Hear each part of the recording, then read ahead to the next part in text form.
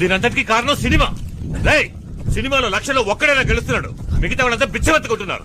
ఎన్నాళ్ళు ఫ్రాడ్ పనులే చేశావు, కానీ ఈ రోజు సినిమా తీయడం కోసం టీచర్ని హత్య చేయాలని చూసావు.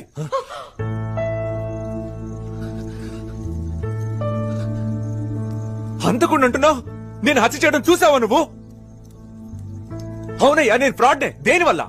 నీ వల్ల, నీ కఠినమైన పెంపకం వల్ల. చిన్నప్పుడు ఏడుస్తున్నా తీసుకెళ్లి స్కూల్లో దించావు, ఇప్పుడు కూడా చదువు చదువు అని ఏడ్పిస్తూనే ఉన్నావు కదయ్యా.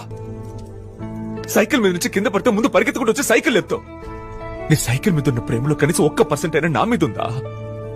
ఇంకా నయ్యో, నీకు ఇంకో బిడ్డ పుట్టలేదు. పుట్టుంటే దాన్ని టార్చర్ పెట్టి చంపేసి ఉండేవాడివి. నేను ఇంజనీరింగ్ లో చేరతానన్నానా? అది వద్దనే కదయ్యా చెయ్యి విరగొట్టుకున్నాను. అప్పుడైనా వదిలేవా నువ్వు? విరిగిన చేత్తో తీసుకెళ్లి ఎగ్జామ్ రాయించావు. కానీ ఒక్కసారైనా నొప్పి ఎలా ఉందని అడిగేవంటయ్యా. ఇంట్లో నీ టార్చర్ నుంచి తప్పించుకోవాలని హాస్టల్కి వెళ్లి చేరాను. అక్కడ ఒక్క ముద్ద నోట్లో పెట్టుకోలేవు. ఏదో ఒక రోజు తృప్తిగా అమ్మ చేతి వంట తిందామని వస్తే అప్పుడు కూడా ఎగ్జామ్ ఎప్పుడు మార్క్స్ నేను మాత్రం అడిగేవే తప్ప తిన్నావా అని ఎప్పుడైనా అడిగేవంటయ్యా. సినిమా కోరిక రాగానే తిన్నగా నీ దగ్గరికే వచ్చి చెప్పాను.